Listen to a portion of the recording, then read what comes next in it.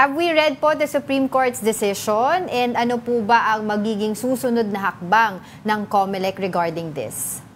Yung pong kabuuan ng desisyon, wala pa po tayong kopya kasi lumabas po yung kahapon para pong galing lang yung informasyon sa Public Information Office ng Korte Suprema, parang summary ng mismong desisyon. So maghihintay pa po tayo ng mismong kopya ng desisyon. Subalit gusto ko po ipahayag, natutuwa po ang inyong Commission on Election sa naging outcome ng desisyon. Bagamat sinabi na baliwala yung aming pagkakadisqualify sa Smartmatic, pero hindi naman po binaliwala yung naging proseso namin after ng disqualification. So, dyan po pumapasok yung pong tinatawag na operative fact doctrine. Yung operative fact doctrine, ibig sabihin, yung lahat na nangyari nung nakaraan ay hindi natin pinag-uusapan kung ano yung mga mangyayari from the decision on. So, ibig sabihin po, yung kakabigay namin ng award sa Miru system ay sinabi po ng Korte Suprema, hindi po itatouch yun, wala akong pinag-uusapan doon. Yung issue po ng grave abuse of discretion, amounting to lack or excess of jurisdiction, yan po isang natural at normal na pwedeng ma-file sa isang ahensya ng pamahalaan, kahit pa nga sa isang judiciary, sa part ng judiciary, sa mababang korte, lalo pa kung ang ginawang aksyon ay maaaring wala sa iyong jurisdiction. At that time, kasi siyempre, hindi kami pa alam kung ano interpretasyon talaga doon sa kami mag-disqualify prior to procurement. So, with all of this said, Chairman Garcia, na nag-grave abuse of discretion po kayo, ano po ngayon ang magiging next step ng COMELEC? Mag-appeal po ba kayo or mag-motion for reconsideration po kayo?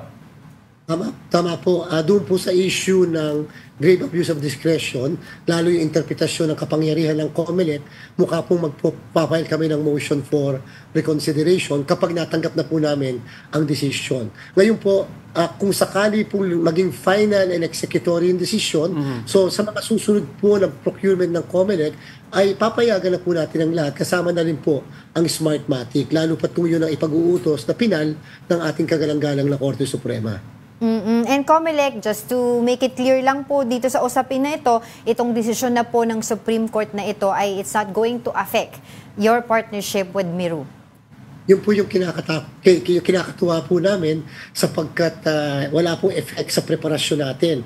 Una, nung na-file po yung petition, hindi po nila kami pinigilan o pinahinto sa ating proseso. Number two, ngayon po sinabi nila na okay, valid ang ginawa niyong proseso, walang problema, prospective tayo. So, ito po yung walang effect sa ating pong preparasyon sa paghahanda para sa 2025 national and local elections. I'd like to ask lang, so parang siguro for the information lang of our viewing public, paano kung nag-file po ng TRO ang Smartmatic na i-review muna yung kontrata niyo with Miru? Pwede po ba mangyari ito? And how will this affect yung preparation niyo for these coming elections?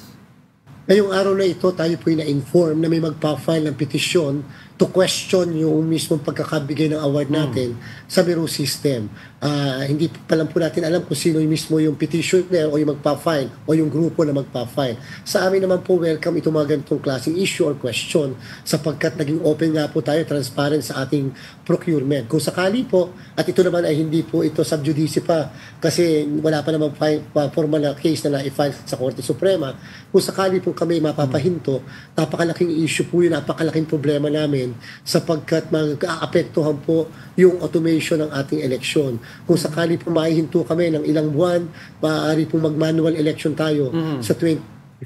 At sana naman po, hopefully, ay hindi po mangyari yon. But of course, we do not want to preempt yung pong maging action po ng ating kagalang-galang na Korte Suprema.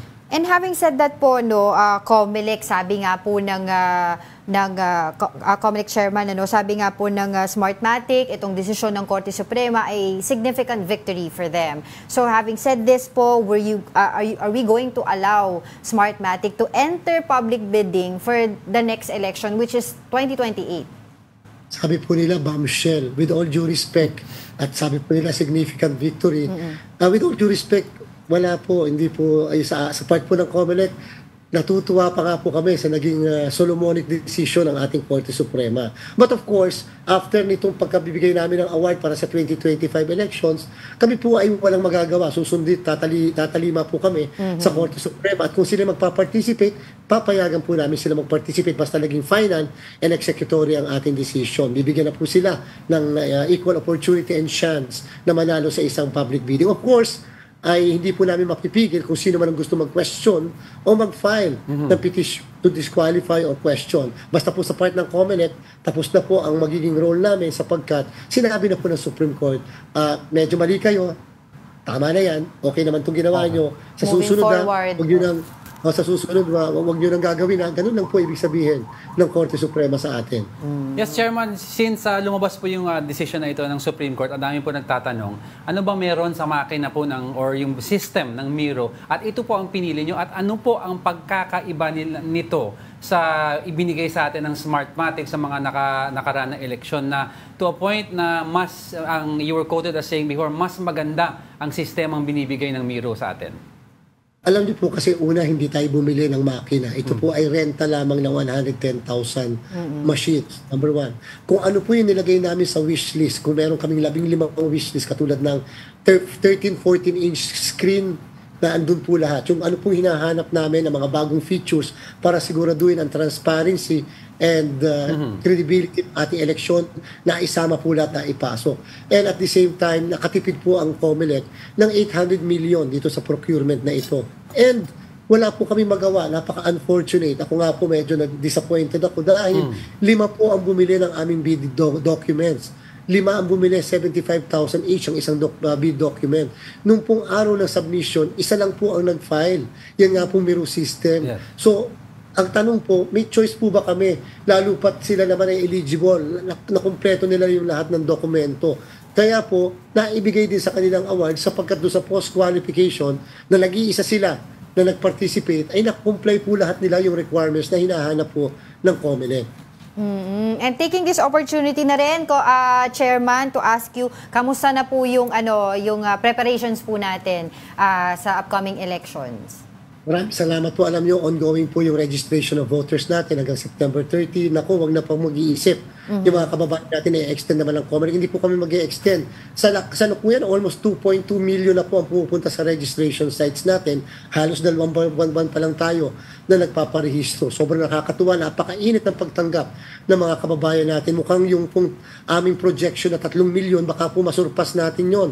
At nakakatuwa yun. Ibig sabihin, interesado ang mga kababayan natin na mag-participate sa halalan. Ibig sabihin na andun yung tiwala nila sa proseso. Sa mga susunod po na araw ay baka po makapag-award naman ng COMELEC patungkol sa ating pong overseas voting system na internet voting na plano po natin gamitin para sa mga kababayan natin abroad. Again, meron po tayong registration anywhere program na ibig sabihin kahit nasaan kayo basta may registration doon na RAP, pwede kayo magparehistro.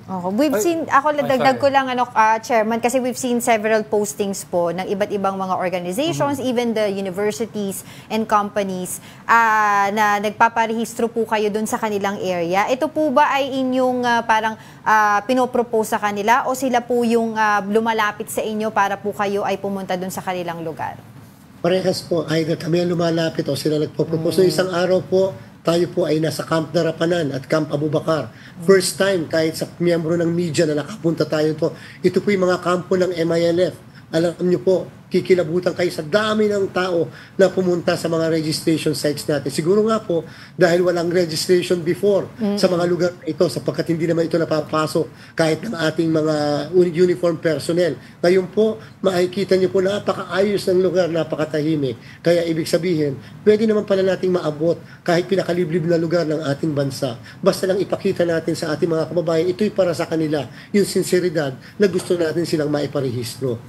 Yes, Chairman, I'd like also to take this opportunity to ask about, kasi ngayon back and forth, Senate and sa Congress, about yung charter change. Ready na po ang COMELEC po ba in case na sabihin sa inyo na isama na po ang plebiscite na ito sa next year's elections?